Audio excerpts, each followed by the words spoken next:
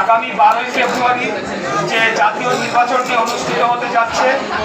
বাংলাদেশের ভবিষ্যতের জন্য, আপনার আমার সকলের ভবিষ্যতের জন্য আগামী নির্বাচনটি অত্যন্ত গুরুত্বপূর্ণ এবং আপনাদের প্রত্যেকটি ভোট এটা কোনো টাকার সাথে তুলনা করা যায় না। এটা মহামূল্যবান। আপনাদের প্রত্যেকটি ভোট, আপনাদের একটি ভোট পাল্টে দিতে পারে আগামী দিনে বাংলাদেশ কোন পথে ধাবিত হবে, আগামী দিনে আপনাদের সন্তানরা কোন দিকে যাবে, আমাদের দেশ কোন পথে আগাবে, সেটা কিন্তু আপনাদের প্রত্যেকটি ভোট এটা শত হাজার কোটি টাকা দিয়েও আপনাদের এই ভোটের সমতুল্য হবে না। তাই আমি আপনাদের অনুরোধ জানাবো, বিশেষ করে আমার মা বোনেদের প্রতি,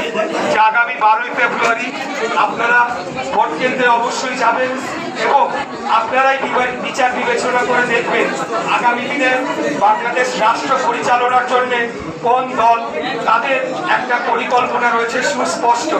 নারীদেরকে নিয়ে কি পরিকল্পনা রয়েছে, শিক্ষা ব্যবস্থা, স্বাস্থ্য ব্যবস্থা, বেকারত্ব দূরীকরণ সহ দারিদ্র বিমোচনে আমাদের কি ভূমিকা এবং কি পরিকল্পনা থাকবে আগামী দিনে, সেই বিষয়গুলো আপনারা বিচার বিবেচনা করে দেখবেন। আর আরেকটি বিষয় হচ্ছে, আপনাদের এখানে বিগত তাপসের আমলে অনেককে ঘর দেওয়া হয় নাই এবং অন্যায়ভাবে অনেককে চাকরিচ্যুত করা হয়েছে এবং আরেকটি আপনাদের একটা বিধান ছিল, একটা পোষ্য কোটা যেটাকে বলে আর কি, সেখানে একজন ব্যক্তি সেখানে তার পরিবারের আরেকজন চাকরি পাওয়ার একটা সুবিধা আপনারা পেতেন। সেই সুবিধা থেকেও রাজনৈতিক প্রতিহিংসামূলক আচরণ করে এই চাকরি যেটা আপনাদের পরিবারের প্রাপ্য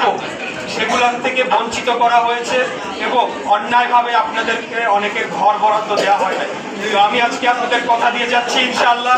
আমরা যদি আগামী দিনে